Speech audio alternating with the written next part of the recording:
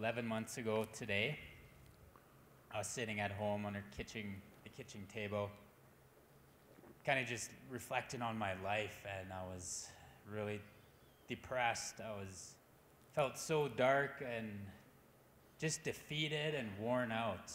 I was struggling with alcohol and gambling.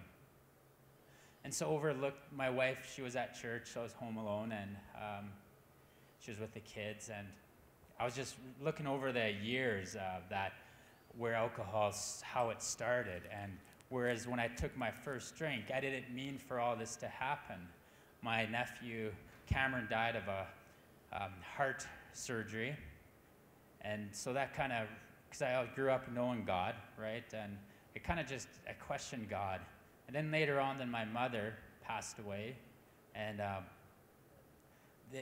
and then I really started to drink. So that April 21st last year, I was really thinking about all this and how alcohol just started to consume me, take over me, over everything, to the point of even my 12-year-old daughter standing against the door, knowing that Dad's going out, not sure if Dad's going to be home tonight or tomorrow or a couple days from now.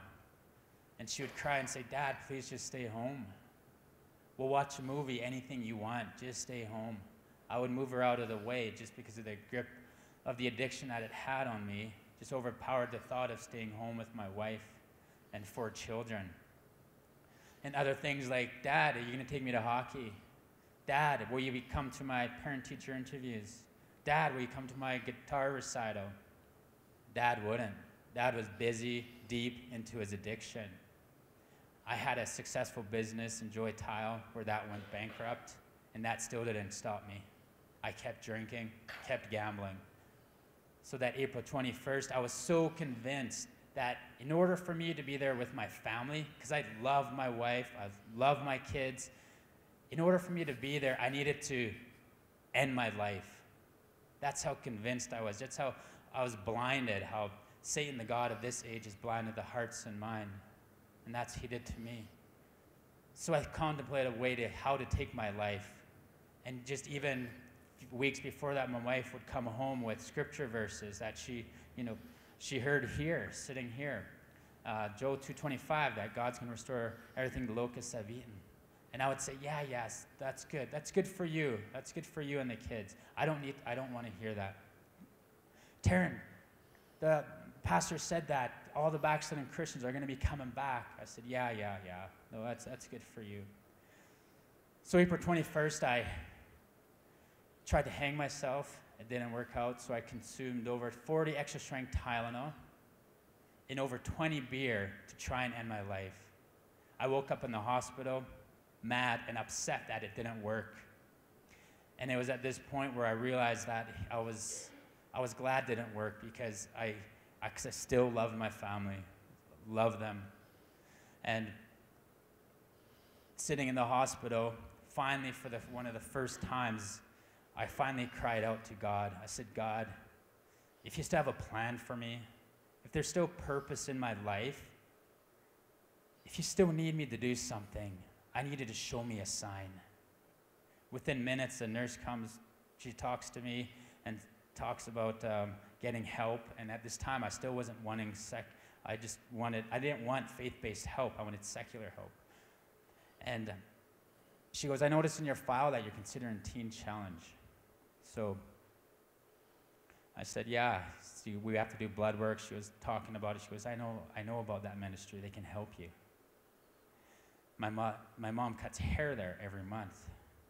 So then, because just minutes before that, I was about to leave there. I even wrote a letter to my wife and left it on the table there too, so when she comes, she could see my letter, because I was going to go back out and end my life to finish what I had started.